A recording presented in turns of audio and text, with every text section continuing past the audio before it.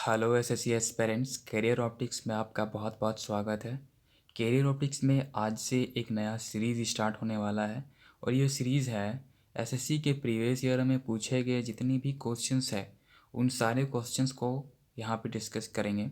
सारे क्वेश्चंस को हम यहाँ देखने वाले हैं और जो सारे क्वेश्चंस होंगे ना वो सब्जेक्ट वाइज होंगे, यानी हर सब्जेक्ट के लिए अलग अलग टॉपिक, अलग अलग वीडियो आपको मिलने वाले हैं। तो ये जो हम स्टार्ट करने वाले हैं एंशिएंट हिस्ट्री, ओके। तो हिस्ट्री के हम सबसे पहले 3 पार्ट हम जानते हैं, तो उसमें से एंशिएंट हिस्ट्री को हम पहले शुरू करने वाले हैं और जितने भी क्वेश्चंस होंगे वो सारे प्रीवियस ईयर के मोस्ट इंपॉर्टेंट क्वेश्चंस हैं। आप जानते हैं कि एसएससी प्रीवियस ईयर के क्वेश्चन को रिपीट करता है, इसीलिए ये बेहतर बहुत बढ़िया रहेगा कि आप इसे एक वीडियो के थ्रू से देखें, रिवीजन करें ताकि आपको याद हो जाए। और जितने भी क्वेश्चन होंगे वो सारे आपको आपको सब्जेक्ट वाइज तो मिल ही रहा है, साथ ही साथ ये जो मिलेंगे ना आपको हर टॉपिक के सीरियल वाइज में मिलेंगे। क्रोनोलॉजिकल ऑर्डर पे रहेगा, हर टॉपिक को पहले अलग से डिस्ट्रीब्यूट किया गया है। देखिए आप, मतलब जो क्वेश्चन है इसमें टोटल 200 क्वेश्चन रहेंगे और सारे क्वेश्चंस को सीरियली वाइज अगर देखेंगे तो सब टॉपिक वाइज रहेगा। और तकरीबन हम टोटल सब्जेक्ट मिला करके 54,000 प्लस क्वेश्चन यहाँ देखने वाले हैं। तो ये बेहतरीन रहेगा आपके लिए, है ना। आपको कोई बुक देखने की ज़रूरत नहीं है, ये सफिशियंट है। इस चीज़ को आप देखें, वीडियो को देखें, लाइक और शेयर कर दें, ठीक है ना। तो एक चीज़ मैं और क्लियर कर देना चाहता हूँ कि यहाँ पे जो वीडियो होगा जितने भी क्वेश्चन लीनियर वाइज में दिया गया है ना। और इसमें एक चीज़ है कि यहाँ पे आपको कोई ईयर शिफ्टिंग नहीं दिया गया है, डेट अलग नहीं दिया गया है जो रहता है साइड पे, क्योंकि वीडियो बनाने में काफ़ी वक्त लगता है ना। तो दिक्कतें आती हैं, तो वो थोड़ा सा दिक्कत हुआ था, इसी वजह से यहाँ पे मैं नहीं दे पा रहा हूँ। तो इसके लिए कोई टेंशन लेने की बात नहीं है, ठीक है ना। जितने भी क्वेश्चन है प्रीवियस ईयर के हैं और हम देखने वाले हैं। चलिए तो फिर वीडियो को स्टार्ट ही करते हैं। एंशिएंट हिस्ट्री से हम आज स्टार्ट करने वाले हैं, इसमें 200 क्वेश्चन रहेंगे। हम फर्स्ट क्वेश्चन देखें, हड़प्पा सभ्यता का समय कब तक माना जाता है। तो ये 2350 ईस्वी पूर्व से 1750 ईस्वी तक। हड़प्पा सभ्यता का क्षेत्र कितने किलोमीटर में फैला है। ये 12,99,660 वर्ग किलोमीटर में। मोहनजोदड़ो स्थल की खुदाई कब और किसने की। तो 1922 में, 22 से 23 के बीच में राखालदास बनर्जी ने की है। उसके बाद हड़प्पा सभ्यता का पता कब और किसने लगाया। तो 19वीं शताब्दी में अंग्रेज़ों ने लगाया था। जी हाँ, अंग्रेज़ों ने लगाया था। उसके बाद हड़प्पा स्थल की खुदाई कब और किसने की। तो हड़प्पा का खुदाई जो है वो 1921 में दयाराम साहनी ने करा था और मोहनजोदड़ो का खुदाई जो है 1922 में राखालदास बनर्जी ने किया था। हड़प्पा में किसकी आराधना की जाती थी। तो मातृ देवी तथा पशुपति, है ना, पशुपति की मूर्ति जो है उनकी पूजा आराधना की जाती थी। आग से पकी हुई मिट्टी को इस समय क्या कहा जाता था। टेराकोटा कहा जाता था, है ना। आग से जो पकी हुई मिट्टी है ठंडी, तो उस चीज़ को टेराकोटा कहा जाता था। हड़प्पा वासियों का समाज कैसा था। मात्र सत्तात्मक था, यानी कि माता के अधीन था, माता ही राजा होती थी, है ना। तो यहाँ पे नेक्स्ट हम चलते हैं, मनका निर्माण की फैक्ट्री कहाँ स्थित है। तो मनका कहाँ बनता था, चुनहोदड़ो में बनता था। किस खेल का प्रचलन हड़प्पा के समय था। शतरंज का। देखिए शतरंज का जो खेल है वो कहाँ से, यानी हड़प्पा सभ्यता यानी प्राचीन काल से चला आता है, आ रहा है और अभी भी एक लोकप्रिय खेल है भारत में भी। हड़प्पा वासियों की सामाजिक व्यवस्था का मुख्य आधार क्या था। परिवार था। हड़प्पा वासियों का जो सामाजिक व्यवस्था था वो मुख्य आधार क्या था, वो परिवार था। बिल्ली का पीछा करते हुए कुत्ते के पंजे के निशान कहाँ मिले। तो ये सिंधु घाटी स्थल चुनहोदड़ो में मिले थे, ओके। खेत की जुताई के लिए किसका प्रयोग किया जाता था। हल का। और बहुत जगह अभी भी हल से ही जुताई की जाती है। तो हड़प्पा वासी किसे अपना पवित्र पक्षी मानते थे। तो पाखता। पाखता एक पक्षी है जिसे पवित्र पक्षी मानते थे। कपास की उपज की पहली जानकारी कहाँ से मिली। जो कपास का उपज हो रहा था, देखिए कपास की उपज भी बहुत प्राचीन काल से हो रही है और अभी भी हो रही है। तो कपास का उपज की जानकारी कहाँ से मिलती है, हड़प्पा से मिलती है। स्वास्तिक किसकी देन है, यानी स्वास्तिक कहाँ मिला था। तो हड़प्पा सभ्यता से मिला हुआ है।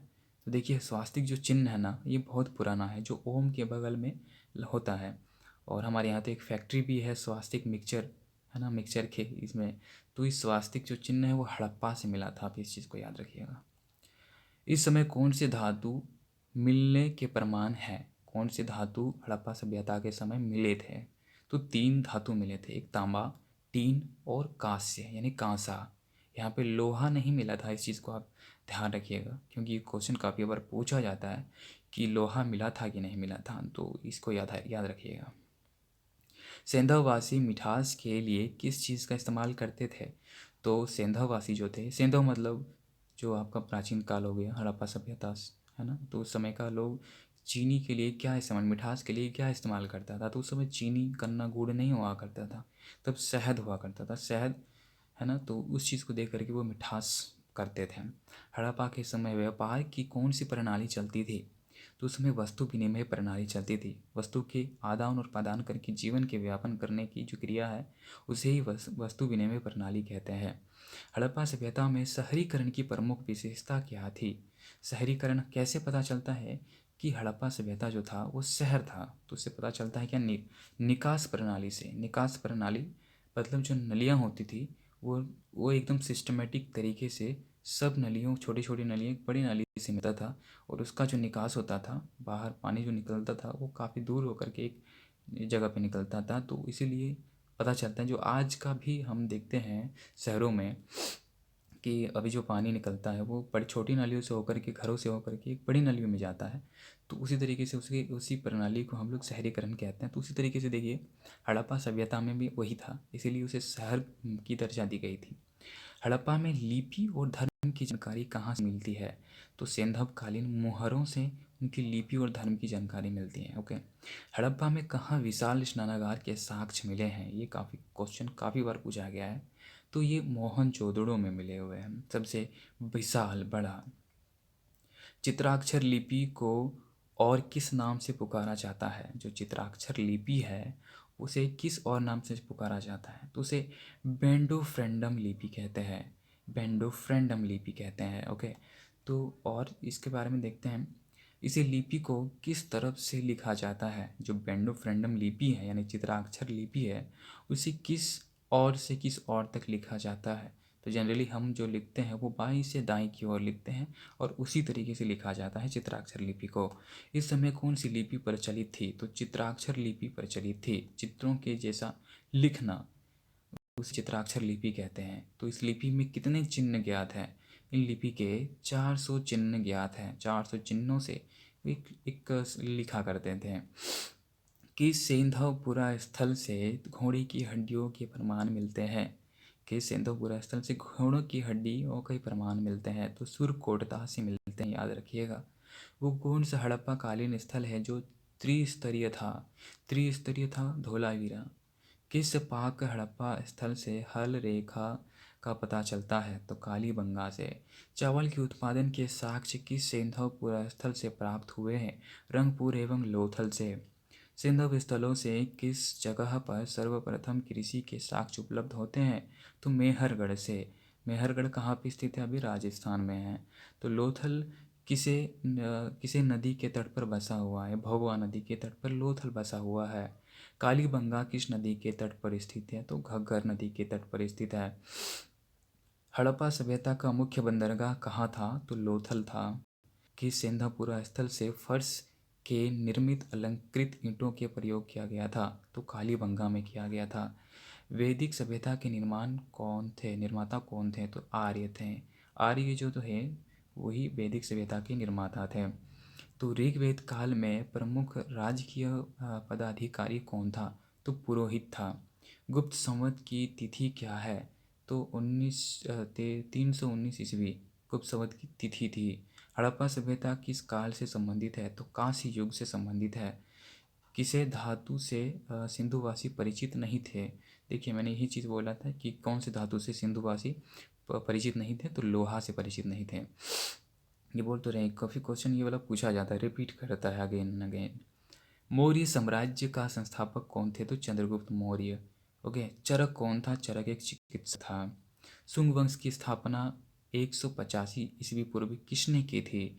तो पुष्यमित्र शुंग ने किया था, शुंग वंश की स्थापना की थी। मौर्य के बाद दक्षिण भारत में सबसे प्रभावशाली राजा कौन सा था? तो सातवाहन था मौर्य के बाद में। उड़ीसा में कोणार्क मंदिर का निर्माण किसने कराया था? ये भी काफ़ी बार पूछा जाने वाला क्वेश्चन है। तो नरसिंह देव ने कराया था कोणार्क। चंद्रगुप्त विक्रमादित्य के दरबार में नवरत्नों में सबसे प्रसिद्ध और अधिक प्रसिद्ध कौन था? कालिदास थे। चंद्रगुप्त द्वितीय को विक्रमादित्य क्यों कहा जाता था? उज्जैन शासकों पर विजय के फलस्वरूप इन्हें विक्रमादित्य की उपाधि दी गई थी।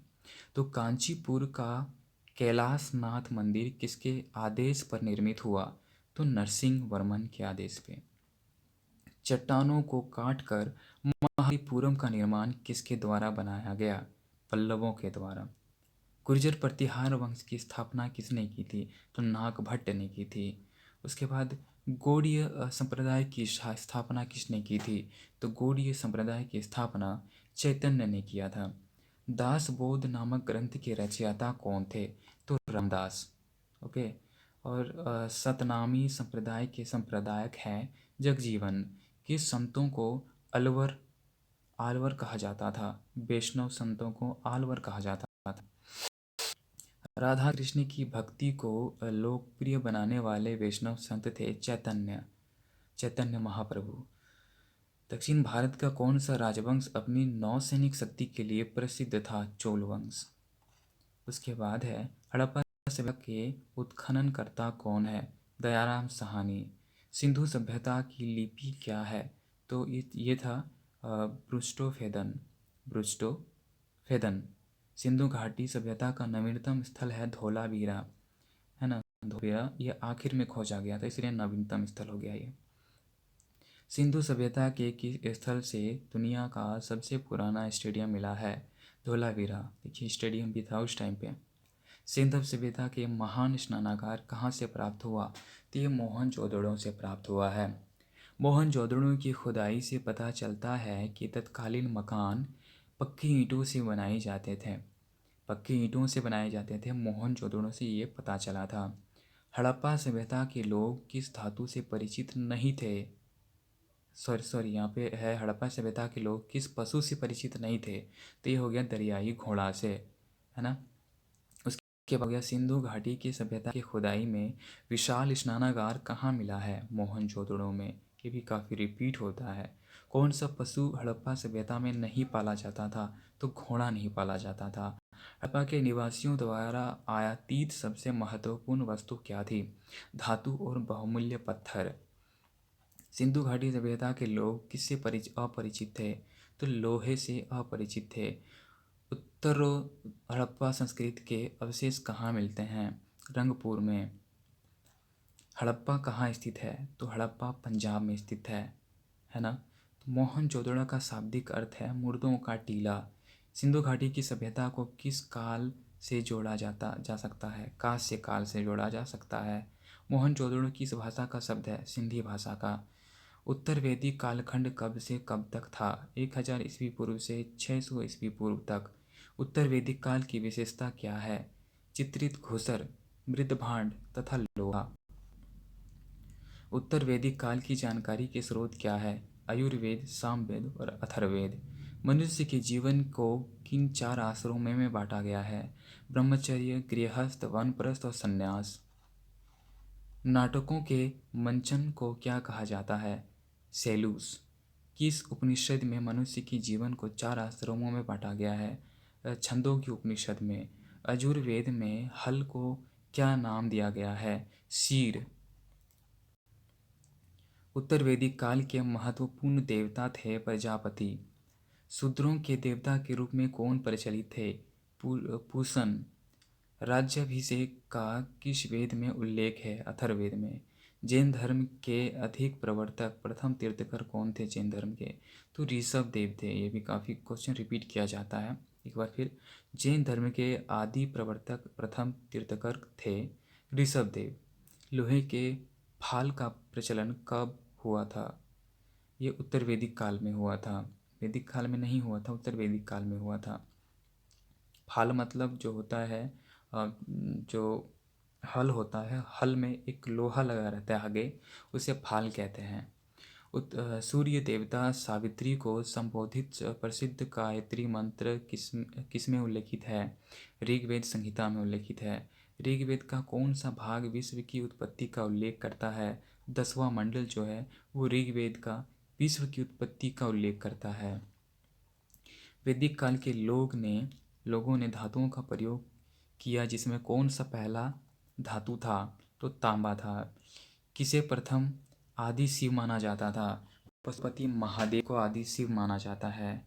जैन ग्रंथों की रचना किस लिपि में हुई थी? प्राकृतिक लिपि में। जैन धर्म प्राकृतिक लिपि में। उसके बाद है जैन धर्म में प्रथम संघ विच्छेद किया जमाली ने। जो विच्छेद किया था जैन धर्म में वो जमाली ने किया था और 2 संघों में विभाजित हो गया था। वैदिक नदी कुंभा यानी काबुल नदी का स्थान कहाँ निर्धारित होना चाहिए? अफगानिस्तान में। जैन धर्म तथा बौद्ध धर्म दोनों ही विश्वास करते हैं कर्म तथा पुनर्जन्म के सिद्धांत सही है। उसके बाद नेक्स्ट क्वेश्चन है जैन धर्म के द्वितीय तीर्थकर कौन है? तो शीतलनाथ थे जैन धर्म के द्वितीय तीर्थकर। जैन धर्म के 19वें तीर्थकर कौन थे? तो मल्लीनाथ थे। जैन साहित्य को किस नाम से भी जाना जाता है? आगम नाम से जाना जाता है, आगम। उसके बाद जैन धर्म के 23वें तीर्थकर कौन थे? पार्श्वनाथ थे 23वें तीर्थंकर पार्श्वनाथ।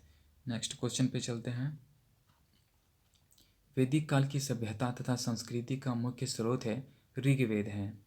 जैन धर्म के 5 व्रतों में से सर्वाधिक महत्वपूर्ण व्रत कौन सा है? अहिंसा। जैन धर्म का वास्तविक संस्थापक किसे माना जाता है? महावीर स्वामी, जो 24वें तीर्थंकर थे। जैन धर्म के 24वें तीर्थंकर थे महावीर स्वामी। जैन धर्म के प्राचीन आगम ग्रंथों की भाषा क्या थी? प्राकृतिक भाषा थी। महावीर ने जैन धर्म के सिद्धांतों में कौन सा सिद्धांत जोड़ा था? ब्रह्मचर्य को महावीर स्वामी ने अपने ग्रंथ पे जोड़ा था। उसके बाद महावीर के निर्माण के बाद जैन संघ का अगला अध्यक्ष कौन हुआ? सुधर्मन। वैदिक काल में यव किसे कहा जाता था? जौ को यव कहा जाता था। दिलवाड़ा के प्रसिद्ध जैन मंदिरों लो बनवाया था सोलंकियों ने। तो ये क्वेश्चन थोड़ा सा मिस्टेक हो गया, मिसप्रिंट हो गया। यहाँ पे दिलवाड़ा की प्रसिद्ध जैन मंदिर को किसने बनाया था? तो सोलंकियों ने बनवाया था। ठीक है। उसके बाद बौद्ध धर्म के प्रवर्तक गौतम बुद्ध का जन्म कब और कहाँ हुआ? ये 563 ईस्वी पूर्व लुम्बिनी में हुआ था। नेक्स्ट क्वेश्चन है शाक्य राजवंश के किस राजकुमार ने एक महान धर्म की स्थापना की थी? सिद्धार्थ ने। तो शाक्य वंश के राजकुमार थे सिद्धार्थ वही गौतम बुद्ध। आर्यों का प्रारंभिक जीवन निर्भर था पशुचरण पर आर्यों का जीवन निर्भर था। चित्रित धूसर मृदभाण का संबंध किस काल से है? वैदिक सभ्यता से। नेक्स्ट क्वेश्चन है कनिष्क बौद्ध धर्म की किस शाखा का अनुयायी था जिसका प्रसार उसने मध्य एशिया व सुदूर पूर्व में किया? महायान का। कला की मथुरा शैली में मूर्तियों का निर्माण हुआ रेड सैंडस्टोन से।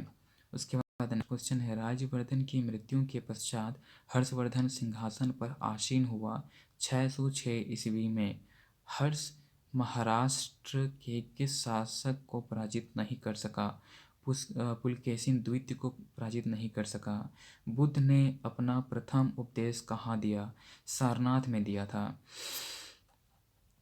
ऋग्वैदिक काल में आर्यों लोग का मुख्य व्यवसाय क्या था?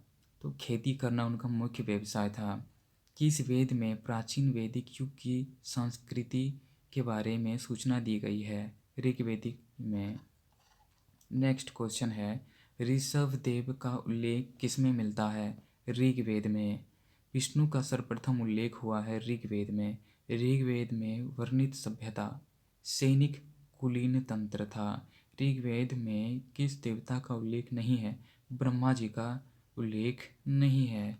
संसार का सबसे प्राचीन ग्रंथ है ऋग्वेद। यज्ञ संबंधित विधानों का पता चलता है यजुर्वेद से। इस वेद में जादुई माया और वशीकरण का वर्णन है अथर्ववेद में। इस नदी का उल्लेख ऋग्वेद में नहीं हुआ है? गंगा। नेक्स्ट क्वेश्चन है ऋग्वेद कितने मंडलों में विभक्त है? तो ऋग्वेद 10 मंडलों में विभक्त है। बौद्ध धर्म का मूलाधार क्या है? चार आर्य सत्य। चार आर्य सत्य हैं जो बौद्ध धर्म का मूल आधार है। भारत के दक्षिण की ओर के देशों में बौद्ध धर्म का कौन सा संप्रदाय प्रचलित हुआ? यह था हीनयान। दो संघ थे, एक था महायान, एक था हीनयान। ओके, तो दक्षिण भारत में जो था वो हीनयान प्रचलित थे। पतंजलि द्वारा लिखा गया महाभाष्य किस पुस्तक पर लिखी गई टीका है? अष्टाध्यायी। भारतीय चिकित्सा शास्त्र का विश्वकोश किसे माना जाता है? चरक संहिता को। नेक्स्ट क्वेश्चन है, वेद का शाब्दिक अर्थ है ज्ञान। भारत से उत्तर की ओर के देशों में बौद्ध धर्म के किस संप्रदाय का प्रचलन हुआ? इसका नाम है महायान। उत्तर भारत की ओर महायान था और दक्षिण भारत की ओर हीनयान था। विष्णु के 10 अवतारों की जानकारी का स्रोत किस पुराण में है? मत्स्य पुराण में है। उसके बाद नेक्स्ट क्वेश्चन है, वेदों की संख्या कितनी है? वेदों की संख्या 4 है। गुप्त शासकों द्वारा जारी किए गए चांदी के सिक्के कहलाते थे रूपक। गुप्त काल में औषधि शास्त्र का प्रमुख विद्वान कौन था? तो ये था वाग्भट्ट। किस शासक ने अपना नाम शिलादित्य रखा था? तो ये है हर्षवर्धन। नेक्स्ट क्वेश्चन है, समुद्रगुप्त के काल का इतिहास जानने का सबसे महत्वपूर्ण साधन है इलाहाबाद स्तंभ पर उत्कीर्ण लेख। नेक्स्ट क्वेश्चन है, चंद्रगुप्त द्वितीय की विजयों से उनके साम्राज्य का विस्तार कहाँ तक हो गया? ये पश्चिमी समुद्र तट तक हुआ था। चंद्रगुप्त द्वितीय को विक्रमादित्य क्यों कहा गया? उनकी उज्जैन शासकों पर विजय के फलस्वरूप उन्हें चंद्रगुप्त को विक्रमादित्य की उपाधि दी गई थी। चंद्रगुप्त द्वितीय विक्रमादित्य के दरबार में 9 रत्नों में से सबसे प्रसिद्ध था कालिदास। किस काल में स्त्रियों की संख्या पुरुषों के बराबर थी? किस काल में स्त्रियों और पुरुषों की संख्या बराबर थी? वो गुप्त काल में थी। गुप्त काल में औषधि शास्त्र का प्रमुख विद्वान कौन था? वाग्भट्ट था। गुप्तकालीन आर्थिक दशा की प्रमुख विशेषता क्या थी? उद्योग और धंधों व कृषि को प्रोत्साहन करना। नेक्स्ट क्वेश्चन है, चंद्रगुप्त द्वितीय ने कब विक्रमादित्य की उपाधि धारण की थी? शकों का उन्मूलन करने के बाद। चंद्रगुप्त मौर्य का प्रधानमंत्री थे कौटिल्य। चंद्रगुप्त मौर्य ने मौर्य साम्राज्य की स्थापना कब की थी? तो मौर्य साम्राज्य की स्थापना 322 ईस्वी में की थी। चरक और नागार्जुन किसके दरबार की शोभा थे? चंद्रगुप्त मौर्य के। चरक और नागार्जुन किसके दरबार की शोभा थे? चंद्रगुप्त मौर्य के। मोहनजोदड़ो के स्नानागार के पश्चिम में स्थित स्तूप का निर्माण किस काल में किया गया था? कुषाण काल में किया गया था। नेक्स्ट क्वेश्चन, किस काल को भारत की संस्कृति में स्वर्ण युग कहा जाता है? गुप्त काल को। इतिहासकार स्मिथ ने समुद्रगुप्त की विजयों से प्रभावित होकर उसे क्या कहकर पुकारा था? भारतीय नेपोलियन। समुद्रगुप्त को भारतीय नेपोलियन भी कहा जाता है। वर्तमान गणित में दशमलव प्रणाली आविष्कार का श्रेय किस युग को जाता है? गुप्त काल को जाता है। अजंता की गुफाओं में चित्र किस काल का है? तो यह था गुप्त वंश का। किस वंश को भारत की संस्कृति में स्वर्ण युग कहा जाता है? तो गुप्त वंश को, गुप्त काल को, गुप्त युग को। नेक्स्ट क्वेश्चन है, वर्तमान गणित में दशमलव प्रणाली आविष्कार का श्रेय किस युग को दिया जाता था? गुप्त युग को। उसके बाद अजंता की गुफाओं में चित्र किस काल के हैं? गुप्त वंश के। गुप्तकालीन स्वर्ण सिक्कों का सबसे बड़ा ढेर कहाँ से प्राप्त हुआ है? बयाना, राजस्थान से। नेक्स्ट क्वेश्चन, समुद्रगुप्त की कुल 6 प्रकार की स्वर्ण मुद्राओं में से कौन सी मुद्रा उसकी मुद्राओं में शामिल नहीं है? मयूर प्रकार। गुप्त वंश के किस शासक ने सर्वप्रथम महाधिराज की उपाधि धारण की थी? चंद्रगुप्त प्रथम ने। किस गुप्तकालीन शासक के समय में हुनों ने भारत पर आक्रमण किया? महेंद्रगुप्त। नेक्स्ट क्वेश्चन, गुप्त वंश का संस्थापक था चंद्रगुप्त प्रथम। इलाहाबाद के स्तंभ लेख में हरिसेन में प्रशंसा की थी गुप्त समुद्रगुप्त की। चंद्रगुप्त द्वितीय के काल में विद्या, कला व साहित्य का महान केंद्र कौन सा था? यह था उज्जैन। नेक्स्ट, चीनी यात्री फाहियान किसके शासनकाल में भारत आया था? चंद्रगुप्त द्वितीय के काल में भारत आया था। तो देखिए ये सारे क्वेश्चन जो हैं काफ़ी बहुत ज़्यादा रिपीट होते हैं। तो इसीलिए एसएससी के लिए अगर एसएससी का तैयारी कर रहे हैं तो जीके के लिए ना प्रीवियस ईयर पढ़ना मोस्ट इम्पॉर्टेंट है, क्योंकि इससे काफ़ी सारे क्वेश्चंस रिपीट होते हैं। तो प्रीवियस ईयर तो करना ही पड़ता है, कोई उपाय नहीं है इसके लिए। तो बेहतर रहेगा कि आप प्रीवियस ईयर को याद कर लें, देखें। अब 2-3 बार इस वीडियो को अगर देखेंगे तो इजीली याद हो जाते हैं, कोई दिक्कत नहीं आती है। कौन सा राजवंश यूनों के आक्रमण से अत्यंत विचलित हुआ? तो गुप्त वंश। गुप्तकालीन बौद्ध शिक्षा का महान केंद्र कौन सा था? तो नालंदा। चंद्रगुप्त द्वितीय के काल में विद्या, कला व साहित्य का महान केंद्र कौन सा था? उज्जैन था। नेक्स्ट क्वेश्चन, खगोल शास्त्र में गुप्त काल में सबसे प्रसिद्ध नाम है आर्यभट्ट। प्राचीन भारतीय कला एवं स्थापत्य के चरमोत्कर्ष का युग था गुप्त युग। गुप्तकालीन बौद्ध शिक्षा का महान केंद्र कौन सा था? नालंदा। गुप्त शासन के दौरान गुप्त शासन के दौरान ऐसा कौन सा व्यक्ति था जो एक महान खगोल शास्त्री और गणितज्ञ था? वो आर्यभट्ट थे। किस स्थान पर चंद्रगुप्त मौर्य ने जैन धर्म स्वीकार कर अपने शरीर का त्याग किया? तो वह है श्रावण बेलगोला। नेक्स्ट क्वेश्चन, गुप्त वंश का संस्थापक था चंद्रगुप्त। गुप्त वंश का संस्थापक था चंद्रगुप्त। उसके बाद यहाँ पे है कि गुप्त प्रशासन में अश्वसेना का नायक था भटाश्रवपति। ओके, यहाँ पे नेक्स्ट क्वेश्चन है, विशाख दत्त के प्राचीन भारतीय नाटक मुद्रा राक्षस की विषय वस्तु क्या है? चंद्रगुप्त मौर्य के समय में राज दरबार की दूरभिसंधियों के बारे में है। किसने नालंदा विश्वविद्यालय का भ्रमण व वहाँ अध्ययन किया था? वैनसांग चीनी यात्री था। गुर्जर परिहार वंश की स्थापना की थी नागभट्ट ने। नेक्स्ट क्वेश्चन, बुद्ध को ज्ञान की प्राप्ति कहाँ हुई थी? बोध गया में। देखिए जितने भी अब क्वेश्चन है वो भी मिला जुला के है, गौतम बुद्ध से रिलेटेड है, महावीर स्वामी से, मतलब जितने भी हैं एंशिएंट हिस्ट्री से सब है यहाँ पे। तो नेक्स्ट क्वेश्चन है, बुद्ध को ज्ञान की प्राप्ति कहाँ हुई थी? बोध गया में।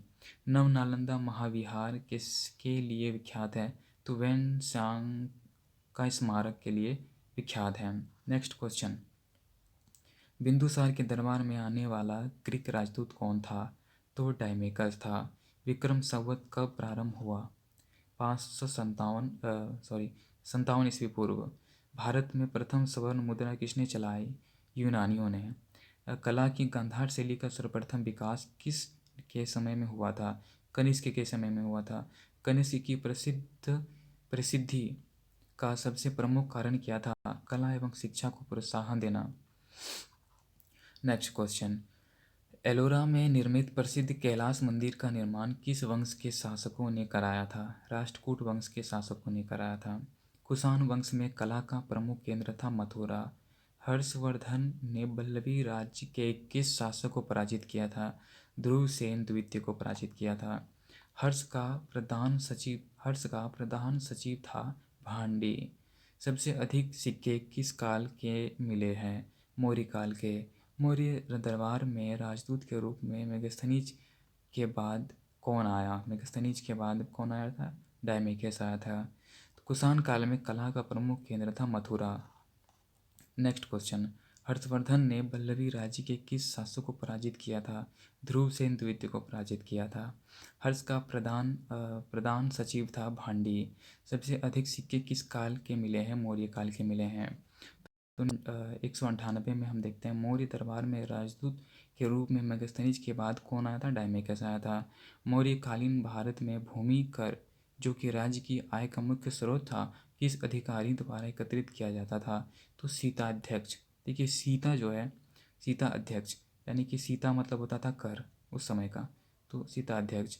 अब दो में देखते हैं, लास्ट क्वेश्चन है, मोहम्मद गौरी और कन्नौज के शासक जयचंद के मध्य चंदवार का युद्ध लड़ा गया था 1194 ईस्वी में।